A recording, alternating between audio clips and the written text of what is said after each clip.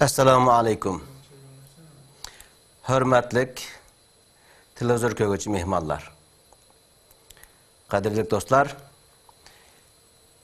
bugünkü programımız teşvikat hakkında olmakçı.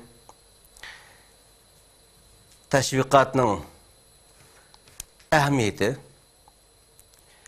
Şarkı Türkistan'da teşvikat erkinliği bağımı. Bu teşvikat elektrisinin usulleri, çareleri hakkında bugün toxtulup ötmekçe. Programımız bir saat devam kıldı. Programımızga bu meydanda uzun yıllardan beri hizmet kılıp kelgen ve hizmet kılış arkalık bütün dünyaya tunulgan meşhur nam ağan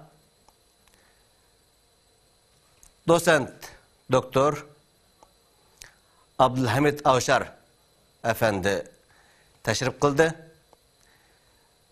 Onun için bizning davetimizni qabul qilib, bu programımızga teşrif kıldıkları için Dosent Doktor Abdülhamid Avşar Efendi'ge ne kızgın karşı alımız. Rahmet kelgelikleri için. Rahmet için davet kılganlık için. Allah razı olsun. Teşvikat degenimizde Allah Subhanahu ve Taala'nın şu ayeti aklımıza kilidi. وَمَنْ أَحْسَنُ قَوْلًا مِمَّنْ دَعَا إِلَى اللّٰهِ وَعَمِلَ صَالِحًا وَقَالَ إِنَّنِي مِنَ الْمُسْلِمِينَ. Yani bu program Allah Subhanahu ve Taala'nın şu ayetine asasen icra kılınmakçı. Hürmetlik televizyon kögüçlerimizden bu ayetke asasen bir ibadet havasıda mehmenimizin anlaşını ümit kılımız. Aldı olan Dosent Doktor Abdülhamid Avşar Efendi'ni bir tunup öteyli. Kim özü? Kıskaça deyip öttüm ama özüge bireyli sözüne, özü bir kögüçlerimizge, mehmanlarımıza tutup ötsün. Özleri Abdülhamid Avşar kim? Rahmet dinledin bu programı davet kılanları için. Bir insanın bizim örfümüzde özünü tanıştırması biraz zor bir nerse ama dilim aylangıcı tanıştırıp biley. Benim atı babam Şarkı Türkistan'dı. Ben özemmu Afganistan'da doğulgan. Datı tarafımga Ahunzadeciğim deyken yekendim biz, yekendin kağalıktın. Onun balısını Resul, benim Abbas. Bu dadam mı, onun dadısı mı, onun çoğun dadısı mı? Memlekette koldun kelgüçülük, memleketin faaliyetlerini kılgan insanlarken. Anam tarafta mı, yekeninin aldığı kelgen ailelerin birisi olan Haydarhan Hacim deykenmiş. Onun nevrisi ben. Anamın dadısının namı Apakhan bayken, Abdüsattarken özünün etti. O yaman çırayı Akboğan için onu Apakhan deyip nam koyup tükenmiş. Benim ailem 1961 yıllık memleket yaşaptı. 61 yıllık öçülük. 61. yıllık. 1961 yılında bir neçe aile bilen birlikte Afganistan'a çıkmak için yolga çıktı. Taşkurgan'dan o tağ yolu bilen Afganistan'a yolga çıktı. Benim anamın ufkusu 14-15 yaşlarıyken o vakitte o tağda iş ötep gidip ölep kaptı. Ölep kalganda onun kömürtkan ye yok, her taraf hamuz. Koldumu yani kolaytkan bir nesi yok. Şu tüpü taş koyup mıngıp diken. Benim zoğanam her zaman jığlaydı. Benim oğlamınki mazayimi yok. Davandı kaldı, dalgıda kaldı. Onu canıma yep gitti. Hep her zaman jığlaydı. Şu evvel Kabul yaptı bizim ailemiz. Kabul'dan Badakhshan'a, Afganistan Badakhshan şehre yerleşipti. Ben Badakhshan doğuluptu. Ben 1964 yılında. Bizimkiler 4 yıl kalganınkin ailemiz 1965 yılında Türkiye'ye keptu. Türkiye'nin Kayseri degen şehri yerleşipti bizim oğlu. Bir 100 ailedek Afganistan'da, Şarkı Türkistan'da Afganistan kelgen aileni Türkiye kabul kılıp Kayseri şehri yerleştiripti. Bu Kayseri yerleştirmek bir taleyininki bir acayip nimisi. Bilila bu Selçuklu İmperyası battı. O yıkılgandın kin Anadolu'da, Türkiye'de beylikler dövrü de bir dövür yaşangan. Yani bu Uygurca dep aytadigan bolsak, Anatolia dep ötüdü. Anadolu dep Türkçe'de şunu. Bu Anatolia gibini bu Türkiye Türkleri Anatolu, Tolok Anababiye'de manasına Anadolu teptiken. Şimdi bizim o Anatolia digicilik Anadolu desek bizim ana gibi şu. Bu yerde 14. esirde bir devlet kurulup diken. Eretna dep. Eretna. Kayseri'de payitahtı Kayseri bulup diken bununki. Bugün bu Anatolia'nınki 14 şehri, Otturi Anatolia, Şarkı Anatolia, bu Şimali Anatolia'da bu bir 70-80 yılda hüküm kurulurken şunun kurguculuğu Uygurken. Maşallah. Sultan Alaaddin, Sultan Alaaddin Eretna. Onun mezarı mı bugün Kayseri'de? Bu yeni malumat buluş mümkün. Ez mihmallarımızdaki bunu defterlerge yazıp koyuşunu ümit kılımız, sorayımız. Yani Alaaddin Eretna diyen kişininki Uygur ikenliki Eretna devletini kurganlarına Uygur ikenlikini bizge bu malumatını verdi. Şu Alaaddin Eretna adil bir padişah bulup diken şu vakitte. Şunun için onu bu Köse Peygamber de nam koyup diken şu adaletinden dolayı. Köse Peygamber. Köse Peygamber de. Maşallah. Köse Peygamber de. Biz mi şununki memleket, Kulağan Beyliki'nin memleketi gelip Kayseri yerleştirip dikenimiz. Ben Kayseri'de lisenin tüketicilik Kayseri'de okudum. Hoş.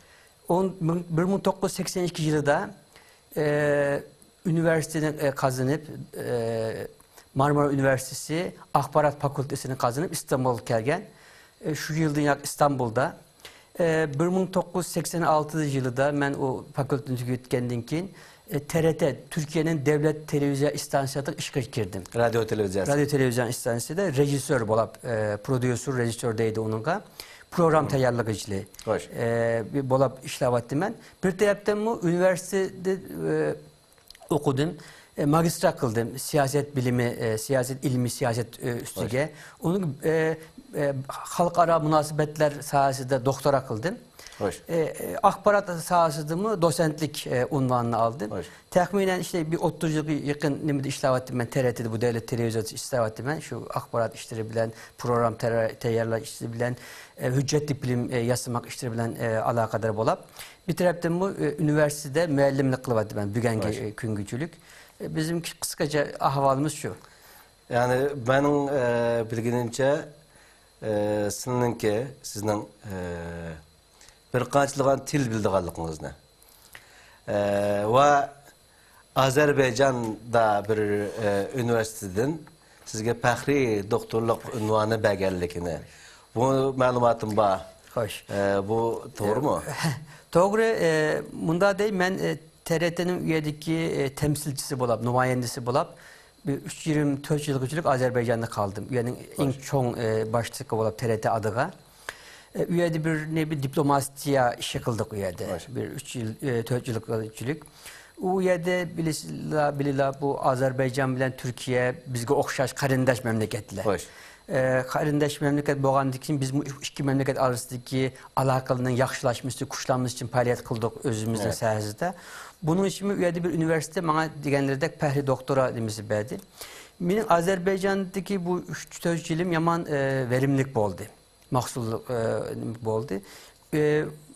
Üyelik barmadan evvel bir kitap yazgan ben. Türkiye'deki siyaset bilen medya alakalarını, bu medyanın siyasetki tesirini kolga algan. Siyaset bilen teşvikat münasebeti. Hoş. Türkiye'de bir slogan o. 1997 yılında, 98 yılında. Üyede mi 3 ayrı kitap yazdım. Hoş. Azerbaycan'da ama Türkiye bilen Azerbaycan münasebetleri bilen alakalık. Kegen'den yakı 3 kitap çıktı. Hemen 6-7 kitap oldu yayınlangan. Umumen işte Türkiye, Azerbaycan, bizim Şarkı Türkistan, Orta Asya, bununla alakalılık. Türkiye'nin içinde, taşkır, çetelde, jurnalda, dergilerde makalelerim, ilmi makalelerim yayınlandı. O kadar bir sahnı oldu onunki. Yine arada sıra gazetelerim bu Şarkı Türkistan ile alakalı yazılı yazımız. Elbette özümüzün sahası olan akbarat işte bilen alakalı mı? Hem nimilde, jurnal, dergilerde, mecmualda hem o kolun kelgide konferansında filan yine söz kılımız. Bu til meselesi ben şimdi 5-6 yıl til bile doğru şimdi İngilizce bilesiz. Bu İngilizcenin ügendik. Til digendikin Türk tillerinin şubelerini, Azerbaycan Türk lehçelerine, Türk lehçelerini, Tatar, Karım Tatar lehçesini, işte Özbek lehçesini, bizim özümüzün Uygurçini. Şimdi Uygurçini bu biz Atıbav'da ügengen, bir mahallede ügengen. Yani bir kitaptın, bir mektepten ügenmegen. Biz Atıbav'ımız bir küçük vakıda Uygurca gep kıletti öyle. Başka dimi yoktu. Balam mani ekegin, balam mani kılgın. Anam yakında vefat bir neçil evvel. Anam son vakti güçlük bu. Bizimle Uygurca gep kıletti. Açıklasın Uygurca açıklaydı, söylesin Uygurca açıklaydı. Şunun bilen ügendik Uygurca. Yani bu şunu köştürdü. Siz başta özünüzün sunukka vaxtınızda ailenizdeki moşunda çoğun bir aileden kegellikini, özünüzdeki ecdatlarınızdaki şu Şarkı Türkistan'ın yerken Kalık şehirlerde çoğun boğan ve şehir tunulgan çoğun aileden kegellikinizni tep ettiniz. Birincisi bu bizde hazır bu Şarkı Türkistan'ı Xitayla besoğandan keyin aile derehe deydiğen ya ki aile kütüke deydiğen neslen hemen yoktu etti. Bu Araplarda olsun, böyle Türklerde olsun aile derehe, şeceretül aile de bu Araplarda, Türklerde nihayeti çın tutduğun nese. Çünkü bir kişinin ailesinin kegendikin o ailesi kandak boğan olsa, şereflik aileden boğan olsa onun evlatlarının mutlaka yani şereflik, hürmetlik, İzzetlik aile kilidi onun için kolun işkildiği adamın kilidi deydiğen bunda bir etikat varken. Bu ameliyatı doğru. Bunu Xitayla bilgenlik için hazır bizdeki bu Kaprasya zamanında medeniyet inkılabı kılıp bu işlerden beni tüketip etti. Şunun için sizin ailenizin açtığında çoğun aile boğallık için siz çet elge çıkıp durup bulap çet elde doğulup ösken bir kişi buluşupunuz bilen Muşinçilik Uygurca söz kılısız. Bu hemimiz çet eldeki kişilerinki, çet elde bulap mı, yakının mabeyinde çet elge çıkıp, Türkçemizdeki yeri, Uygurçamızdan yerimi Türkçe bulap ketken, bizle sizin örnek erişimiz ve hıcıl bulap, üzem hıcıl bulavatım hakikaten bu Türkçemizi karab. Allah razı olsun. Yani bu bütün Şarkı Türkistanlığa bir ders buluş gerek. Bulup moçet elge çıkanlar. Öyde Uygurca gep kılış, açıklasın, böyle tatlık gep kılsın. Uygurca gep kılışının kançidek mühim hikayelikini bunu ispatı. Allah razı olsun. Doçent Doktor Abdülhamid Avşar, siz 30 yılın mabeyinde moşu işte olan meşgul buluvatımın. Hatta bu siyaset olan teşvikat arasındaki münasebetinin ki veya ki teşvikatın siyasetke boğan tesiri hakkında kitap yazgan bir kişi buluş sıfatınız bilen teşvikatının ki mühimliği bulup mu Şarkı Türkistan davasıga boğan ehemmiyeti hakkında bir düşünce belgen bolsunuz. Elbette birinci katta teşvikatı nime anlamamız lazım. Bunu bir tarif kılmak lazım. Teşvikat nime? Bu teşvikat nime yaraydı? Bugünkü halkara münasebetlerde bu teşvikatın yeri nime? Biz gibi okşaz mazlum bir milletin ki avazını işittirmek için, özümüzün kılgan işini anlattırmak için teşvikatın kanda istifade kılmak lazım, faydalanmak lazım. Bu tabii mühim meseleler. Ben teşvikatı bunda da tarif kılmak isteydim. Teşvikat bir mevzuda, bir meselede, bir göz karışını, bir fikrini, o igi boğan bir fikrini, bir göz karışını, bir demek isteyen nimini, temini, timini başkalarına Bu başkaları, başka halkların bolalaydı, öz halkın bolalaydı, devlet mi bolalaydı, siyaset mi bolalaydı. Şuluğa anlatmakın ki metodu, yolu. Öyle. Uslubu. Uslubu. Hoş. Bilirsiniz bütün bugün dünyada istese demokratiye boğulsun, istese baskıcı, totaliter rejimli boğulsun, nizamlı boğulsun. Hemmisi bir halk da ötüdü. Hoş. Yani işensumu işenmesumu halktaydı. Halktan kelgen reaksiyaya bir kulak salıdı. Bu halkınca nimi digini şu hatta bu derecede mühim. Şunun için teşvikatın kanda kılınması mühim. Hoş. Bugün halkalar münasebetlerde bilirsiniz bir neslin bir bilgi deyimiz Türkiye Türkçe'de bir malumatını ürenmenin bir yolu var. O yolumu esasen medya diyen gizi, televizya, bugün bu internet sahipleri çıktı, şunu okşaş bile. Demek ki bir teşvikatta en mühim amillerden birisi şu medya diyen hususlar. O medyanı biz kanda işlediğimiz, medyaya avazımız kanda anlatalayımız meselesi. İkincisi kanaat başçısı deydi, kanaat önderi deydi. Yani bir fikrini ağzında diyen vakitte halkın özü işini tutan insanlığı var. Hoş. Bu insanlığını biz kanda tesir edeyimiz, oluğu öz fikrimizi kanda anlatalayımız. Hoş. Bu mühim. Hoş. Onun için ki öz yaşayan cemiyetimizde, öz yaşayan muhitimizde biz davamızı kas yollu bilen kanda etrafımızı anlatalayımız. Hoş. Bu yüz gibi bir münasebetke bağlılık bir neyse. Hoş. İşte bu üç sahada eğer ki biz teşvikatını yaxşı kılalırsak, detkan gibimizi öz manası bilen tesirlik bir vaziyette başkalarına düşündürmemiz, onu anlatmamız mümkün olur. Hoş. Evvel nimeden başlamak lazım? Medyanın ki bu Türkiye'de onun kitle iletişim vasıtaları deydi. Yani kitle dediğine halk. Halk'a ahbarat belirtkan vasıtalar demek. Vasıtalar demek bu. Bununki bütün dünyada kabul kılınan bazı tesirleri var. Hoş. Mesela bununki birincisi gündem oluşturma değil Türkiye'de. Yani bir mevzunu halk arasında ekenmek. Hoş.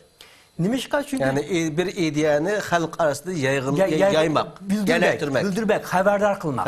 Haberdar kılmak. Nimişka mesela bugün her yerde, dünyanın her tarafında her gün yüzlerce, binlerce bir nesne bulamadık. Hoş. Biz bu yüzlerce, binlerce mesele arasından özümüzün kıymet belgen meselelerini kanda halkı tanıştırırız. Hoş. Onunki alakasını onunla tatmak, çekmek için ne bakmamız lazım. Bu gündem oluşturma diye mesele bu. İkincisi bu, bu gündem oluşturma paylaşısı ne? Bir neresi mevzu olsa, bir neresi halk arasında kelse, her kim onun hakkında düşünüdü, onun nın boğunu soruşudu, ügenmek isteydi. Bu mühim. Bunun için bu halk aparat vasıtaları yaman mühim bir rol oynaydı. İkinci bir tesir bu nimininki kitle iletişim vasıtaları, halk akbarat vasıtalarınınki. Şimdi suskunluk sarmalıdaydı. Onu kanda Uygur aylandığımız bilmeyim ama mesela bir mevzu bir yerde kaçık cik cep kılınsa onun taraftarı şuncuk cik bol demek. Bir meselede o meseleye ilgi çıkanın sahanı kaçık artsa o mesele yukarı çıkıyor demek. Bunun tam zıttı mı? Bir mesele kaçık haklık bolsun eğer gep kılınması, onun mevzu bombusa, o meydana çıkmasa, o unutulup kaldı. Onu müdafaa kılgancılığımı özü zayıf gördü demek bu. Üçüncü bir yolu bu medyadan istifade kılmaktan ki eşik bekçilerdeydi. İşik bekçiler yani dervaza karavulları. Dervaza karavulları. Bunun faydası ne? Diyelim ki bir televizyon istasyonu var, bir televizyon şirketi var. Haberlerinki bir mesulü var. Bir haber geldi. O haberini kolu ağandı. Bu haberini biz anlatılık, biriliklısı başka, berberliklısı başka. Şu yerde karavulculuk kıldı o. Karavulculuk oldu. Şunun için biz o karavulculuğunu bu işe ikna kılmak lazım, onu anlatmak lazım, onun bizim haklılığımızı onu güçlendirmek lazım. Bu mühim. Hoş. Başka Bu şenmesiz içige amaydı. Amagandaki yok. Yok olurdu. Çünkü halk her nimeden haberdar olmaydı. Hoş. Şu halk bir nesli haberdar olmak için özününki haberdar olabilmesi için köyümüzü lazım. Hoş. Ya da anlaması lazım, Anlaması kulak bilen. Ama bugünkü dünyada bunu kılmak mümkün emez. Hoş. Mesela Şarkı Türkistan boğan bir meseleni bir yerdeki insan kandan görsün televizyonda kök etmişse. Hoş. Gizitli beğenmişse kandan haberdar olsun. Hoş. Şunun okşaş. Bir başka meselemiz şu ki onunla üçüncü şahıs tesiri değdi. Hoş. Mesela şu. Biz ikimiz gap kuvvetimiz. Hoş. Ben silik bir üniversiteyim ama o digenimimde başka birisini gapini üretmek isteyim. Hoş. Yani şu mesele. Yani Türkiye'de mesela Türkiye halkına bir nesli diğer vakitte eğer biz bu dehkan gibimizni bizim Şarkı Türkistan'ı ya da Xitay'a anlatkan bir şey diyeleyimiz mi diyelemiyoruz mu? Hoş. Bununla uygun bir siyaset kiliştireleyimiz kiliştiremeyiz. Bu mühim. Yani bu misal kılsak mesela kızımga Kilimimizi anlatın. Kızımga anladı değil mi? Kelime anlasın. Kelime anlasın diyen koşak yapmıyor. Çok mühim. Şunga. Bununki bir nimisi var. Bu İkinci Dünya sokuş zamanında, uruş zamanında Japonya, Hoş. bu Japonya yakın Iowa'da bir Amerika bir nimi bak, ada varken, bir yer varken, cay varken, üyedeki zabıtını, subaylığını üyede kaçırtmak için bir nimi yaptı, siyaset tatbik yaptı. Bir kol ilanı, beyannamesi takipti. Üye demiş ki Bu yerdeki zabıt officer desek buldu. Subay mı şu ofisininki Türkiye'deki bir mertebe. Evet. Bunu çendirip öte Hoş ya düşündüz çünkü Türkiye'de geldik biz bu dil Uygur Çin'i. Şimdi üyedik kare askerli bakken. O officerle ak bu nimele askerli karıyken. Japonlar karı askerliğe hitaben bir kağıt takıptı. Ey karı askerler bu sokaşsanın sokaşanın emez. Bu sana zulüm kılıvatıdı. Sen bulunlu sokaşmanı dep. Ertesi günü bu nimede ak renklik ofisirli subaylının talimatı bilen hem meyliğe kaç gitipti, yani boşaltıptı. Bu şunu deydi ki, esten o kare edemliğe nimi takıtmak bilen anını demek istedi, anı kokutmak istedi, kokut dedi. Üçüncü şahıs tesirdeydi bunun. Bu medyanı iktidar vakıda kanda yol tutmak lazım kendine göre başlıca meseleler bunlar bola. İkincisi bu kanaat önderleri diyen. Bu kanaat İkna kılgıçlar. İkna kılgıcı insanlığa biz kanda tercih kılalayımız. Evet. Uğulunu kanda bizim meselemizdi. Bir meselini uluğa tunuşturalayımız, anlatalayımız. Bunu yolunu tapmak mı mühim? Bilirsiniz her cemiyette her kim söz ikisi bombaydı. Hep ikisi bir nesli insan malum kişiler oturup çıkıyordu ola. Sözü tesirlik boludu. Onun gibi çıkacak anlamı. Bazılarının sözü talantlık buldu. Talantlık buldu. İşte şuluğa bizimki bir yol tutup yani bir meseleyi anlatan insanın yol tutup şuluğu erişmek, şuluğa ulaşmak, şuluğa bir yakınlaşması lazım. Bu teşvikatının tesirlik olması için. Üçüncüsü mü özümüzün bir şahıs bulap, bir eden bulap, özümüz kanda ışıklarlaymış. Onun yolumu en yakınlarımızı başlayıp etrafımızda tanışan her kimge bu mesele mundak, bunun esli mundak, bu dava mundak diye anlatalımız lazım. O yüzden ki teşvikatındaki tesirleri, rolünü ben maynadep anlatmak isteyim. Hakikaten teşvikat diye vaktimizde bir ümmetinin, bir milletinin yıkılışı veya ki bir devletin yıkılışı, mağlup buluşu, yeni bir devletin galip gelişi veya ki onu yengelişi teşvikatka karalgan teşvikatın vasıtasıyla boğan hadisler naitecek. Yani misallar var.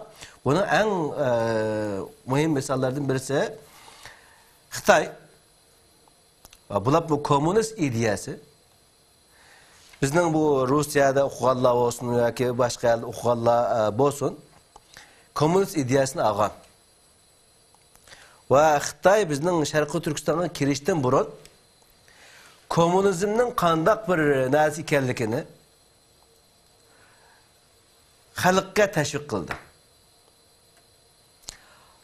Nadan insonlar, bilimsiz qolgan insonlar bu komünizmning shundoq bir jannatni, yangi bir jannat paydo qildiganligidek shundoq ishinib ketdiki, hatto Xitoyning kirishga Xitoy kelgan vaqtda ba'zilar gullarni taqdim qilib oldiga chiqqanlar bo'ldi.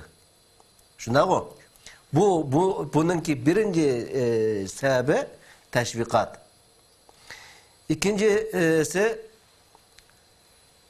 Germaniyanın Rusya'dan yengilip qaytib chiqishi mı bir teşvikatınki nimasi bilan bo'lgandi. Demek istegenim yani bu teşvikatning shundaq bir millatning o'lishi, yeni bir millatning tirilishige sebepçi bulduğun şundan ehemmiyetli Kuraldan tıkı ehemmiyetlik. Hoş. Hatta Peygamber Aleyhisselatü Vesselam'dan misal kılıp gösterdiğin bolsak, Peygamber Aleyhisselatü Vesselam Mekke'ne uruş kılıp almagan. Yani bir küçük yani elişler boğan. Ama tamamen hemmesi bir aklam hücum kılıp hücum şekilde bir devletini ağandaki veya bir şehrini ağandaki iliniş bulmagan. Peygamber Aleyhisselatü Vesselam qanday qilgan desa, aldı bilan Abu Sufyanni ekilib, Abu Sufyanga ta'limot bergan. Sen barsan, voy bu shunda Muhammad kelibdi, Muhammadning askarlari shunda jiqki, sizlar o Muhammadning askarlarining oldiga chiqishga qat'iy qodir bo'lolmaysizlar. Degan shunday bir ta'limotni bergan. Onun oldida Abu Sufyanni bir yerga müktirib qo'yib, Peygamber sallallohu alayhi vasallam bütün askerlerini birden bir Abu Sufyanning oldidan o'tkazgan. Birden. Yani onun asker o'tgandan keyin artimizdan bu Abu Sufyan yerda aylanib ketib, bu yomon, monchajik asker bu deb o'zim ham shuni iqna bo'lgan. Yani bu Peygamber sallallohu alayhi vasallamningki bir misali, yeni biri Süleyman aleyhissalatu vesselam'nınki Bilqis'nin taxtini ekiliştiki bu hadisler mi? Bu mu teşvikatının nimesi? Aynı zamanda Hudhud bir teşvikat aletiydi şu zamanda. Keşf kıldıgan, haberlerini ekildigan, onu yaydıgan bir vasıtaydı. Yani demek istediğim şu, yani bu teşvikat şunda Muhammed sizin dediğinizdek, yani bir il milletinin ölüşü, yeni bir milletinin ya başka bir milletinin terilişige sebepçi bulduğun derecede şundak ehemmiyetli ege. Bu yerde bir neresi demek istemem ben. Hoş. Teşvikatının elbette yani Türkiye'de teşvikatın bir minimum bir başka manası mı propaganda değildi. Hoş. Ama bu bizim bir Müslüman bolap, bir Uygur, bir Türk bolap. Biz teşvikat kılgan vakitte evlerde dikkat kılmak gereken bir neresi var, yalganı yer vermemek. Hoş. Bir hakikatini türlük göstermek mümkün ama özü hakikat o. Ama bu hakikatini tanıştıran vakitte bizdeki Müslümanlık bunu izin okumaydı, icazı vermeydi, biz rastlı değiliz. Hoş. Çünkü bizim hayatımızda şundan rastlı var ki, biz bunu anlatalsak, hoş. Başka bir nesile kalmaydı. Hoş. Ya bir gün mesela memlekette bolgan meseleni, Hoş. hakiki yüzü bilen, bir şu dünya anlatalsak, başka bir nesile kalmaydı. Hoş. Şunu okşar. Yani aklım geldi. Hakikaten yani Müslüman buluşumuz itibarıyla, Müslüman boğallıkımız için biz Allah subhanahu wa ta'ala'nın buyruklarına itaat kılıp yalgan birleşlerini oturuğa çıkarmamız gerek. Hatta Peygamber sallallahu aleyhi ve sellem'den kişiler, sahabeler gelip insan oğurluk kılamdı, Müslüman oğurluk kılamdı ise oğurluk kılışı mümkün diyen. Adamı öldürüşü mümkün diyen. Zina kılamdı, zina kılışı mümkün diyen. Ama ahırda yalgın aytam no. Diye vakti Müslüman yalgın etmeydi elbette. Asla yalgın etmedi diyen. Bu teşvikatta yalgınınki yani başta şunda bir padisi boğandaki hakkını tesirlendiğinde kürengen bilen lekin ki keyinki tesiri bunun yaman bulduğallığı ve adını çıkıp durdu elbette. Hoş, şimdi bu Şarkı Türkistan'daki davamız Yani teşvikat degen vaktimizde Şarkı Türkistan davası aklımızı kilidi. 49'nun mabeyinde 49. yıldan hazır kadar Xitay bizni işgal kılıp dünyaga unutquzdu bizni. Yani dünya bizni hazır tunamaydigan halatga yetdi. Uyg'urlar kim? Şarkı Türkistan kim? Bu yerda nimalar bo'lyapti? Bunun xabarimiz yo'q holatda shundoq yashayapmiz endi biz. İnşallah en kısa zamanda bularni hammasini qutulamiz. İnşallah. Ama hazır bununla Şarkı Türkistan'da Xitay hazır taşqi dunyoga bizde shundoq tashviqot erkinligi bor. Hamma narsa da uni qilalaydi Şarkı Türkistan xalqi deydigan shundoq siz deb o'tdingiz propaganda. Yani bir narsani 10 qilib ko'rsatadigan bunda bir nima bilan dunyoni aldayapti demdi. Bizim ko'z qarashimiz shu. Siz nima deysiz bu masalaga? Yani Şarkı Türkistan'da shundoq erkinlik bormi? Bu Xitayninki bizde teşvikat erkinliği bağ gibiga evvel külmek isteymen. Hoş. Küldüsüz. Bu külgülük bir gap yani. Hoş. Birincisi Xitayninki tarihi nimisi, Hoş. metodolojisi Hoş. bu teşvikat erkinlik vermekle uygun emez. Hoş. İkincisi Xitay bir komünist memleket. Hoş. Komünist memlekette teşvikatninki müstakil hür boğununu eşse birisi insan külüdür. Küldü. Bu eskiden bir söz battı. Biz bunu akbarat anlatımız. Pravda ve İzvestiya'da Sovyet İttifakı'nın iki çok gizli battı. Hoş. Biri haber manası kilitti, birisi rast, gerçek, rastlık manası kilitti. Hoş. Bir uyarı bir nimi battı. Nimi de Sovyet İttifakı'da hiçbir zaman Pravda İzvestiya emez, İzvestiya Pravda emez. Yani hiçbir zaman hakikat haber emez, hiçbir zaman haber hakikat emez. Maşallah. Xitayning mayındak yani. Bu doğruda yani bu Şarkı Türkistan'da teşvikat erkinliği var mı yok mu? Bu olsa kançılık derecede var. Xitay bununda kanda propaganda kılıyordu. Biz özümüzü anlatışta kanda usluplarını işletiyoruz ve kayısı usluplarını işletişimiz gerek. Doğrusu da sözümüz programımız devam kılıyordu. Devam kılış arası da kısa bir istirahat verişimiz gerek. Hürmetlik televizyon köşesi mehmanlarımızın ekrandan televizyondan ayrılmasını ve bizni kütüp duruşunu ümit kılımız. Görüşene kadar Allah'a emanet. Programımız devam kılıyor.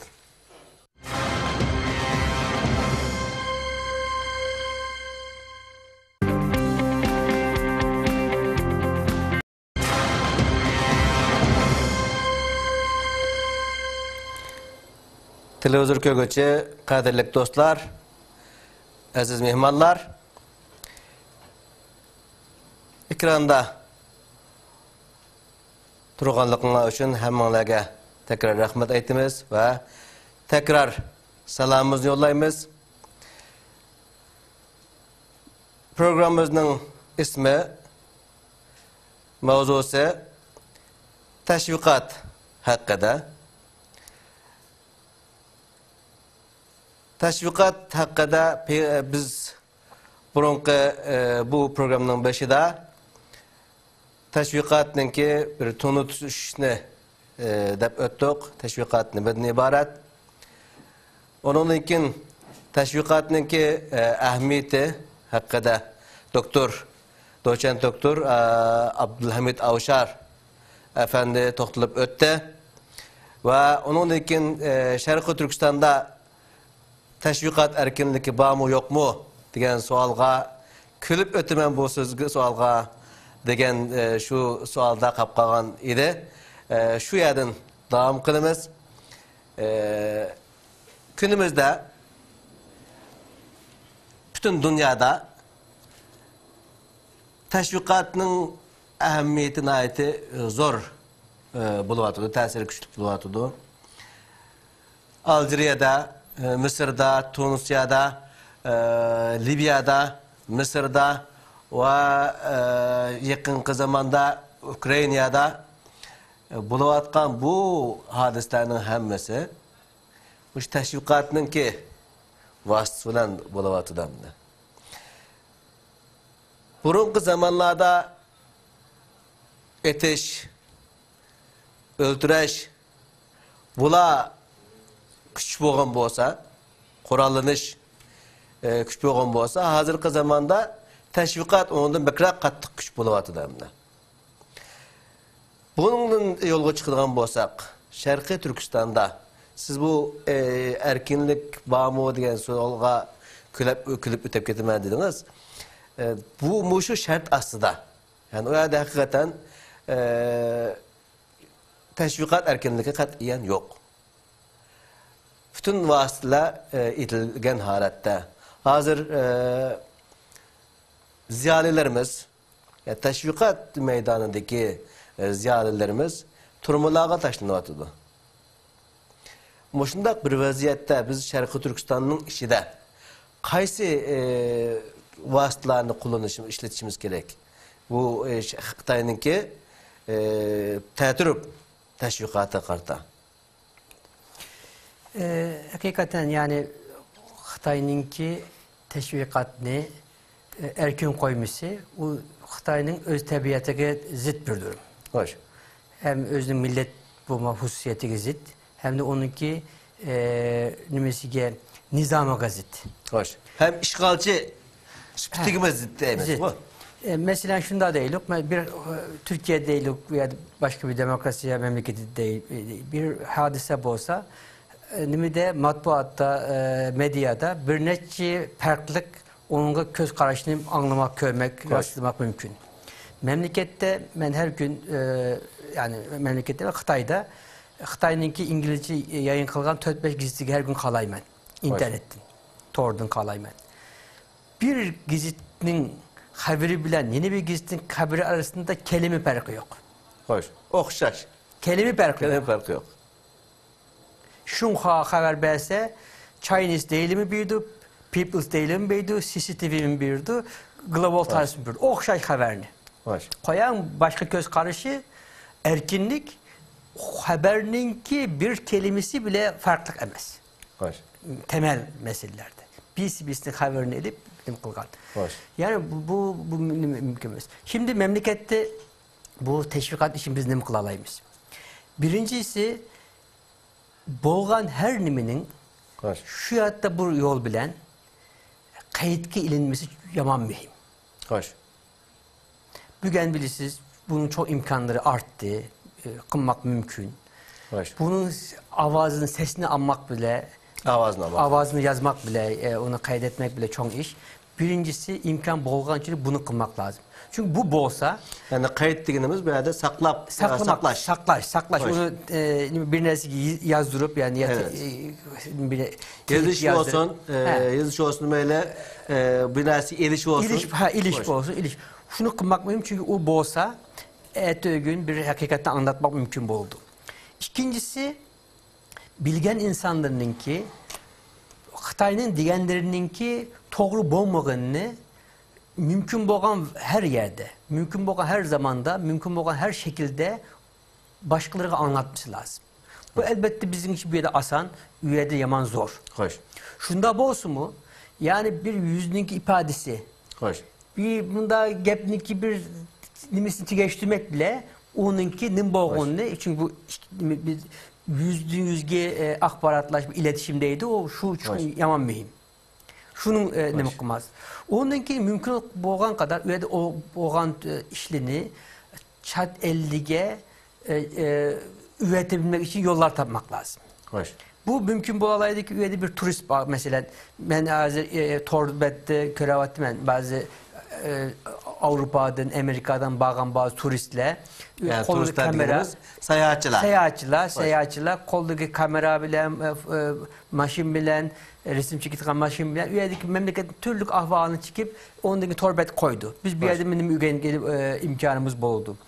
Bir de gezitti mesela memlekette veyahut da Xitay'da yazılgan gezitte nimi yazsın onu dikkatli bir şekilde okumak, onu tigide ka mana ba. O nimi demek isteydi. Bunu anlamamızga imkan verirdi. Demek ki biz onu yakından takip kılmamız lazım. Hoş. Onun başka memlekette bizge ait nimelerini, mesela bizilgan kitaplarını, bizim klasik kitaplarımızını, üyenin tarihini anlatkan, öz tarihimizde yer bergen eserlerini mümkün olgandek çetelge çıkarıp onu tercüme kılıp başka yol bilen sayını köpetmek, başkalarına anlatmak lazım. Hoş. Bunun şu faydası bu oldu. Bu memleket evet işgal altında bir memleket. Bu memleket evet işte bir 50 yıldır, 100 yıldır, 200 yıldır Xitayning türlü zamanlarda işgalıga maruz kaldı, duçar boğan bir memleket. Ama bu memleket şunda memleket ki kadim bir tarihi var. Bu kadim tarihinin ölmez eserleri var. Bu ölmez eserleri boğan çoğun bir millet. Bu çoğun millet, bu çoğun ümmetinin partisi bu hiçbir zaman yok olmaydı, tirik durdu. Onunki yükü hiçbir zaman ezilmeydi. Bu mu mühim? Hoş. Değilsiz ki mesela Taşkır'dan kalan vakit teşvikat. Bir kim ki bir meseleni bir mesajdaydı bunu. Bir gepni, bir sözünü, bir üretken vakitte aldığı kalaydı. Bu insan bu gep bilen kanda bir halet ruhu içiyordu. Bunun ruhaniyeti kandak. Ruh hali kandak bununki. Kanda bir insan bu. Hoş. Bunun eden bulamdı, bombamdı. Hoş. Bu mühim.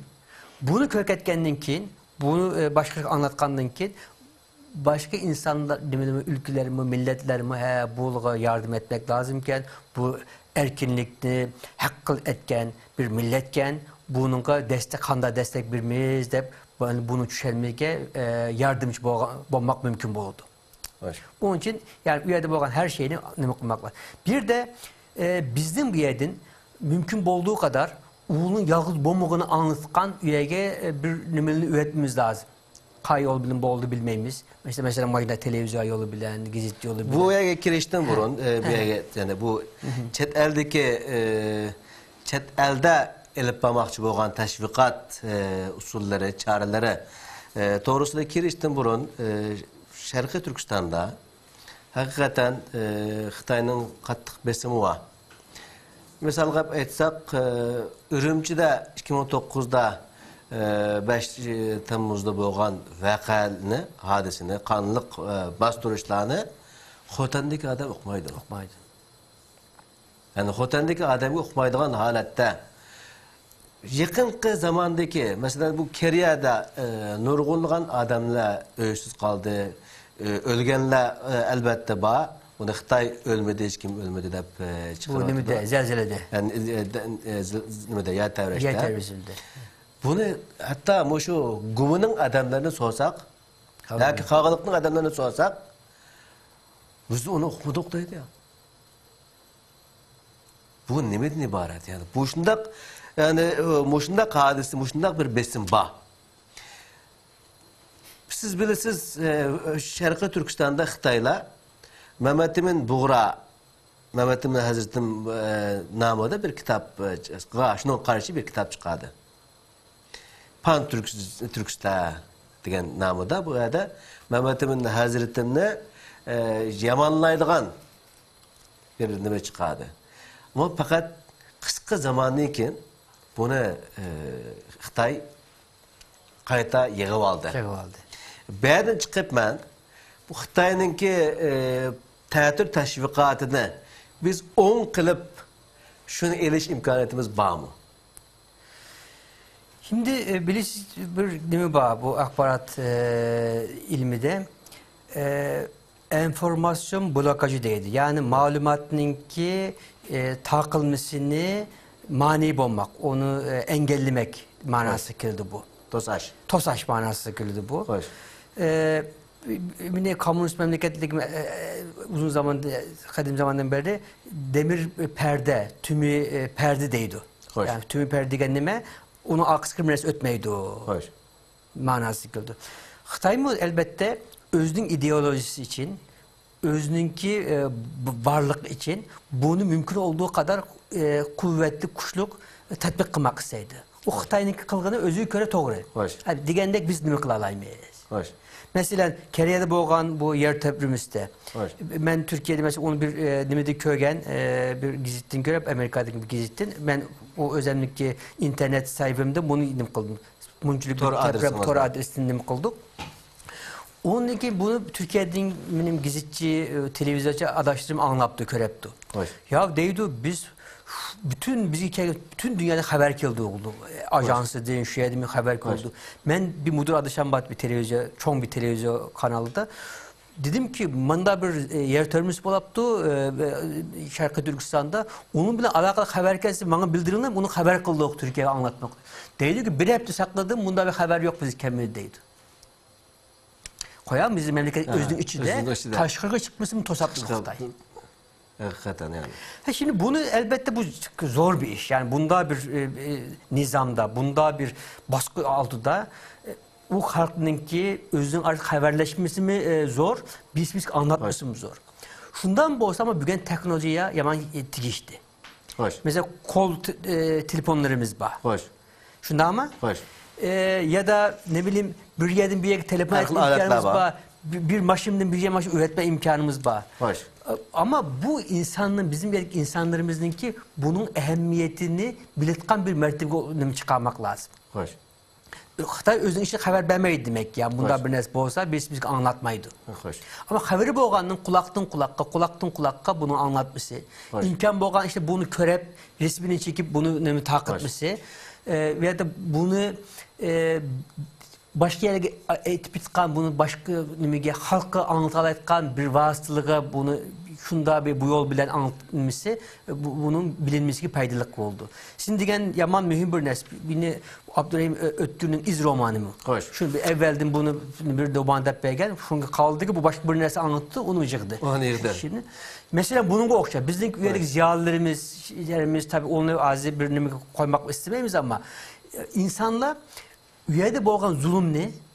Başkalarının anlatkan bir şekilde bir yol bilen takip çalışmak lazım. Çünkü bugün bir haber eğer boğan bir yerden başka bir yere çıkarılsa çok asan takılkan hal geldi. Eski zamandaki emez. Hoş. Bir yerde kalmaydı. Yeter ki boğan yerden bir kadem başka yere baralsa o haber. Hoş. Baralsa o özü takip etti. Hoş. Şimdi hazır bu Şarkı Türkistan'da Xitay'ın işgali astı boğanlık için Şarkı Türkistan halkı hazır Xitay'ınki ictimai alaka uçur vasıtlarını işletişke mecbur. Misal etsek Weibo deyimiz, yaki WeChat deyimiz ve şunu oşuğan ictimai uçur alaka vasıtlarını işletişke mecbur. Bizlergim o şula arkalık bir neslerin öğretişki imkanatları var. Bu Xitay merkezlik bu vasıtaların işletişinin ki zihni olan faydası oturdaki fark. Bilirsiniz bu Google'ın falan o Xitay koymadı özüge onu kontrol kılması, onu kolay tutması asan emestem. Özün o Weibo degenlemini onu yerine koydu.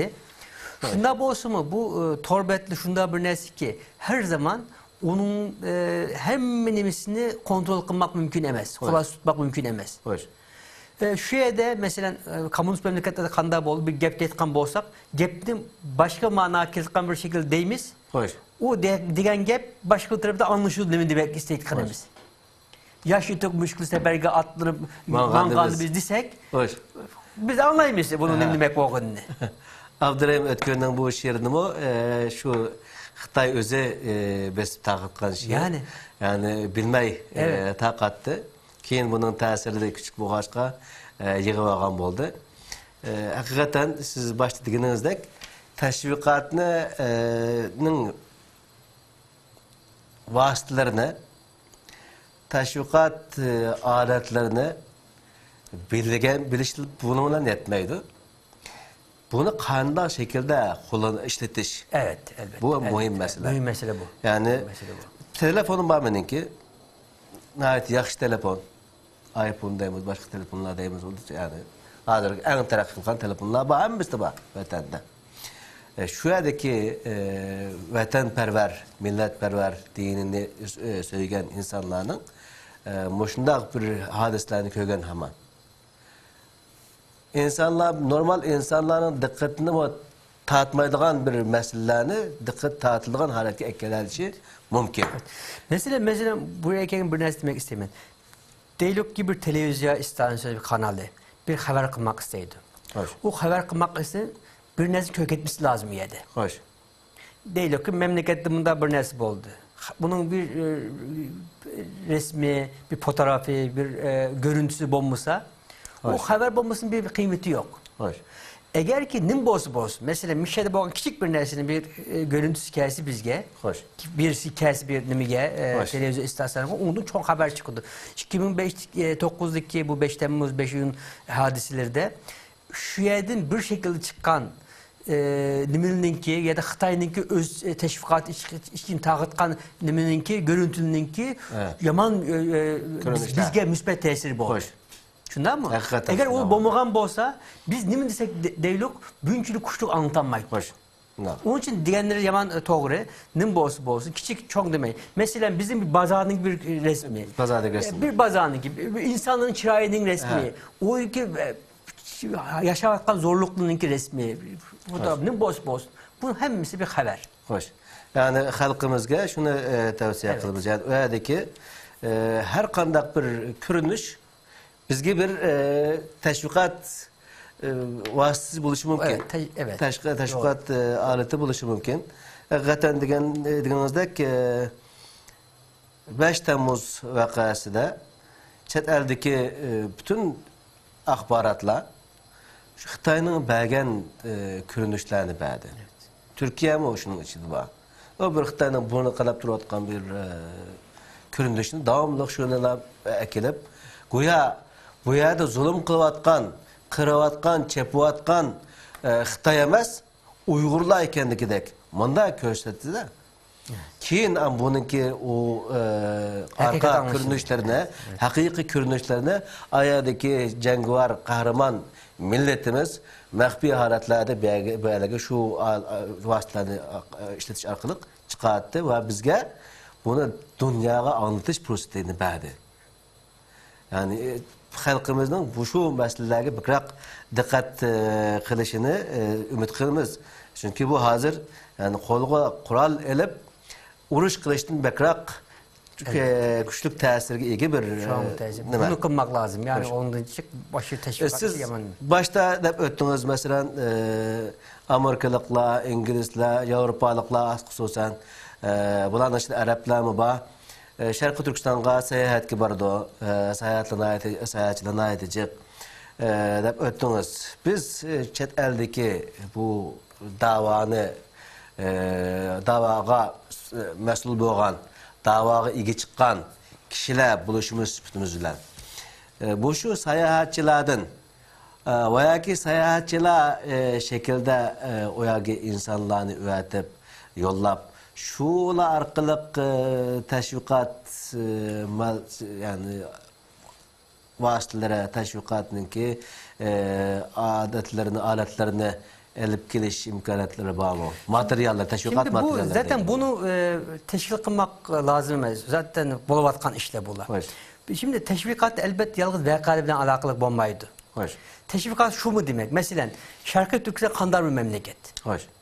Biz üyenin çıraylık bir körlümünü, bir yeşillikini, bir deryasını, bir tağını, bir gulunu ilip kalanla Şarkı Türkistan'daki mandak çıraylık memleket diyelsek bunun bir teşvikat.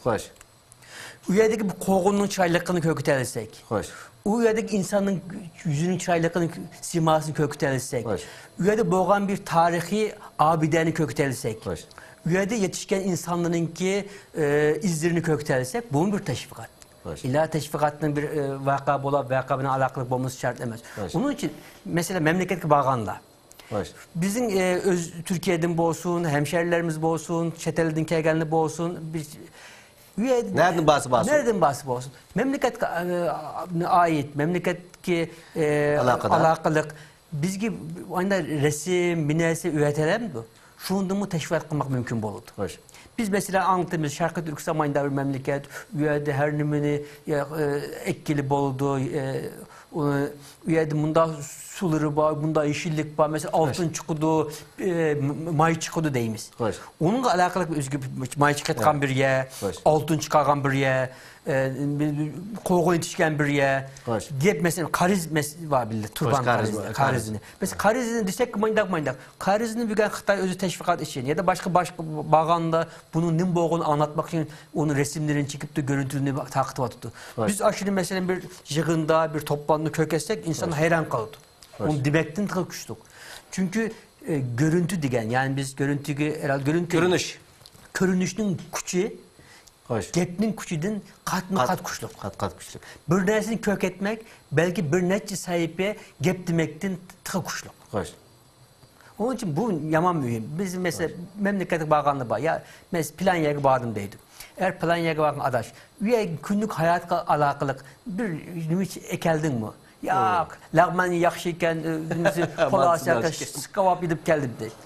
O afiyet olsun ama yiyen skavapının biz gibi bir resmini köktelemsen. Bu mühim. Maşin bilemden düşensek inşallah teşvikat işini asanlaştırılgan bolumuz. Hakikaten siz anladığınız bu yani bir dini bir felsefe. Yani Allah Subhanahu ve Teala Kur'an-ı Kerim'de bu efela yanzuruni ilal cibali keyfe nusibat degen oxşaş, yani tağlağa qaramamdı insanlar, tögüle qaramamdı, asman qaramamdı dep Allah Subhanahu ve Teala insanlarını küreşke teşvik kılıdı. Evet.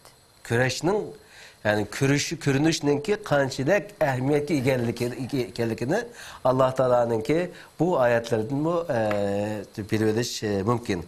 Yani bu Şarkı Türkistan'daki vaziyet şunda hamda.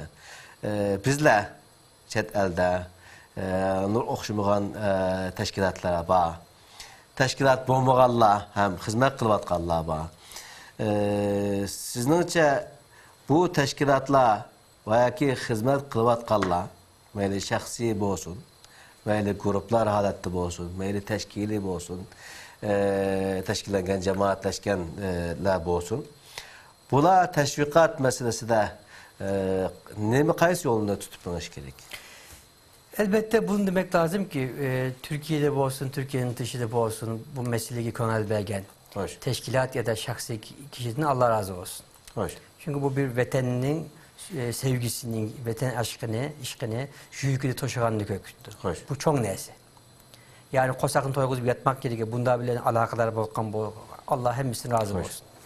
İkincisi, benim köygünüm şu ki, bizim çetellerdeki teşkilatlarımız, yani dünyanın muhtelif yerindeki teşkilatlarımızınki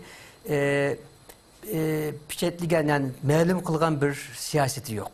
Biz bu işini kanda kılımız. Birinci kanda varımız, ikinci kanda varımız, üçüncü kanda varımız. Ve bunu kılganın ki bizim kanda yardımlaşımız. Ben manığı işini ben. Bir teşkilat bulmak yerine bir neçe teşkilat bulmamız tıkı yaxşı.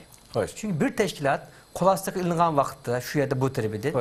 Bunun bütün işleri şu taraf bulaktıdır. Şu taraf bulaktıdır.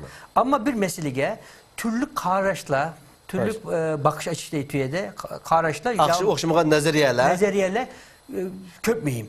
Çünkü bir neçe akıl bir akıldan üstündür. Ama bunun birisinden nihai netice bilen alakalı bir fikrinin okşaşlığı lazım. Yani ahırkı nişan, gaye, maksette bilinmesi gerek. Bunun için mesela Türkiye'de biz ne kılmamız lazım?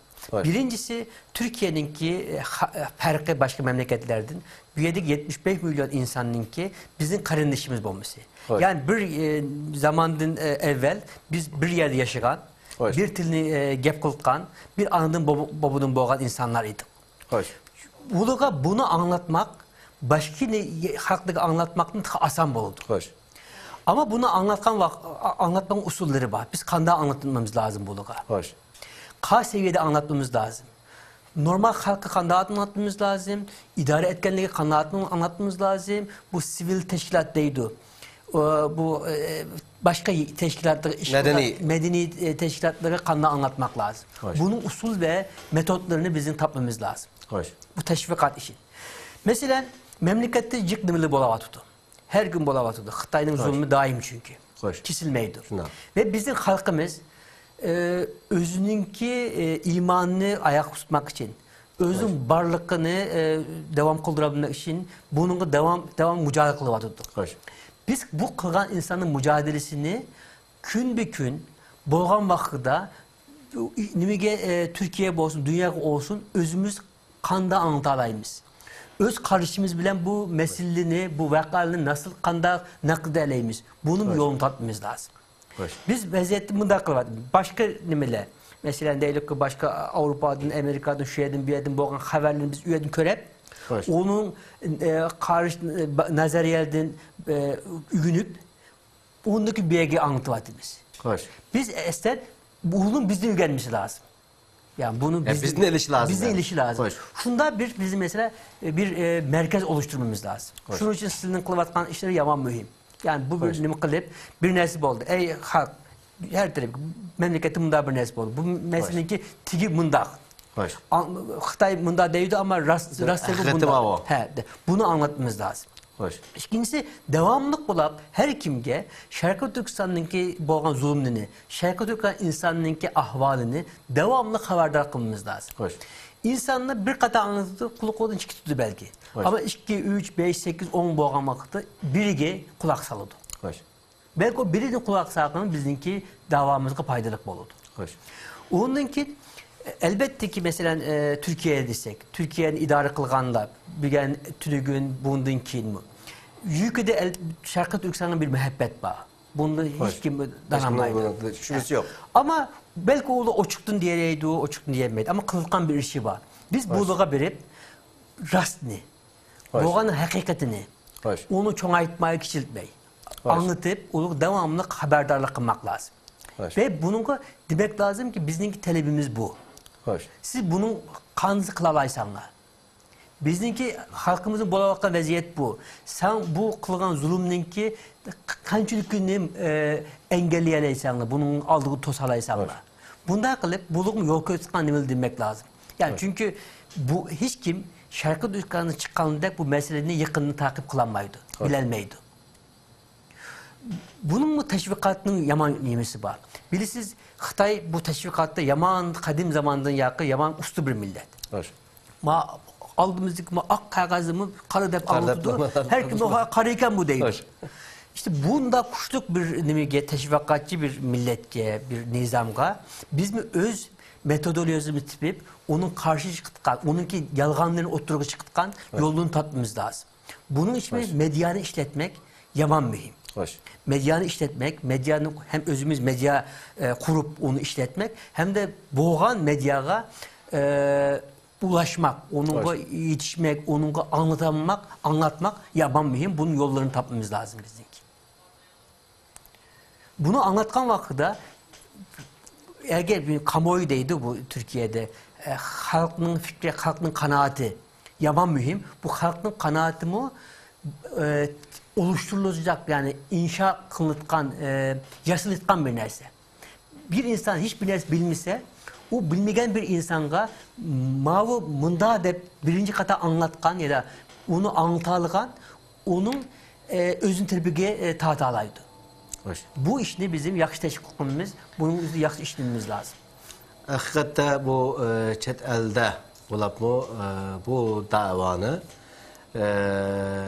üstüge ağan böyle teşkilatlar olsun, böyle şahıslar olsun, bunların kıldığın nurgun meydanları var, nurgun işleri var.